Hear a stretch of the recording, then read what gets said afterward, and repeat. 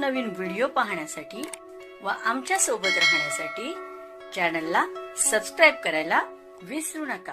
तर बघा काय माहिती आहे, भारत सरकार वित्त मंत्रालय यांच्या विभागाच्या दिनांक 22 एप्रिल 2026 कार्यालयीन ज्ञापनाची प्रत महाराष्ट्र राज्य संवर्गातील अखिल भारतीय सेवेतील अधिकाऱ्यांसंदर्भात माहिती योग्य त्या कारवाईसाठी अग्रेषित केंद्र शासनाच्या वित्त मंत्रालयाच्या उपरोक्त नमूद कार्यालयातील ज्ञापनानुसार दिनांक 1 जानेवारी 2026 पासून लागू करण्यात आलेला 2% वाढीव दराने महागाई भत्ता व ज्ञापनात नमूद इतर तरतुदी महाराष्ट्राच्या संवर्गातील अखिल भारतीय सेवेतील अधिकाऱ्यांना लागू राहतील। त्यानुसार दिनांक 1 जानेवारी 2026 पासून 60% दराने महागाई भत्ता अनुदेय राहील। तर बघा अशा प्रकारे अत्यंत महत्त्वाची माहिती आपल्याला समजली असेल। व्हिडिओसुद्धा आवडला असेल तर लाईक करा, शेअर करायला विसरू नका। धन्यवाद।